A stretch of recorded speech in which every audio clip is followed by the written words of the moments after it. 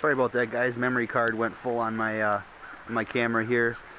So I was pretty much wrapped up anyhow. But story is, save these cars, guys. Save them. Don't junk them. Don't scrap them. Even if this car was not a super sport, I would have saved this car, because there is a ton of parts on it, and it's just cool. The story on it is just phenomenal. It's just a neat story. It's really sad that the car ended up this way, but this car will live again in one form or another.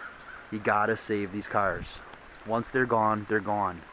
And, you know, and even if you sell them on the cheap, to pass on those parts to keep them from being turned into Chinese recycled metal shit, metal junk, as we all know. Keep this American metal going.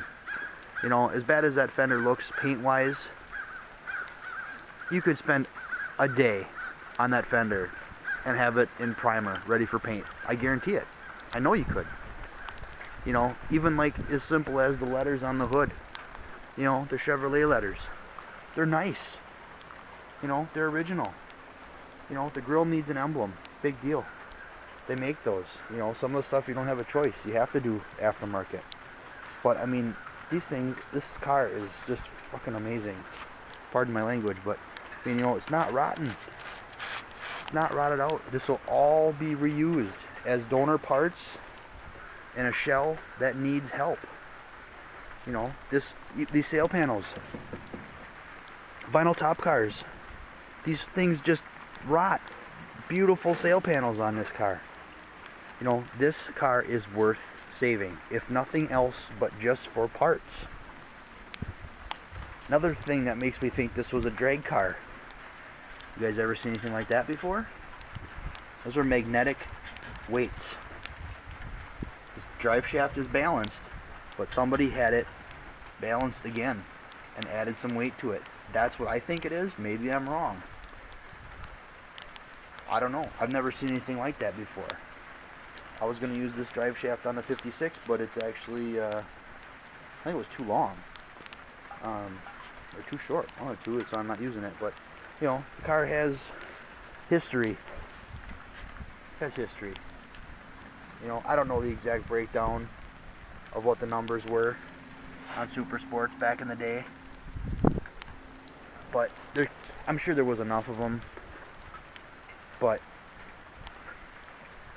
you guys, you gotta save these old cars. You know, save what you can, even if it's a chunk of frame. You know, these frames are in order for rotting out. This frame is very, very savable. It just needs to be blasted and painted. You know, these rally wheels, no pitting whatsoever. The beads are all clean. They need to be blasted and painted, but they're very nice wheels. You know, for the scrutinizing restorer, for a 72 Monte Carlo, these are the correct wheels. Hands down, they're the correct wheels. You know, I was going to keep these because they're 15s, but this is kind of what made the deal, is throwing the wheels in, so done. So, okay, second video, wrap up, number 2 of the 65 Super Sport. If this does not sell, my heart will be broken. But it will sell, even if it's going to sell in parts. I really hope the gentleman who contacted me takes this home with him either tomorrow or Saturday. But whatever. It's not technically sold till the money's in my hand and the car hits the pavement on the trailer. So that's that. So hope you enjoyed the little story of the 65 Super Sport. It's the first Super Sport I've ever owned. I don't think it'll be my last. But it's cool, and I love it if it's for nothing else but the story behind it. So enjoy, guys. Happy Thanksgiving.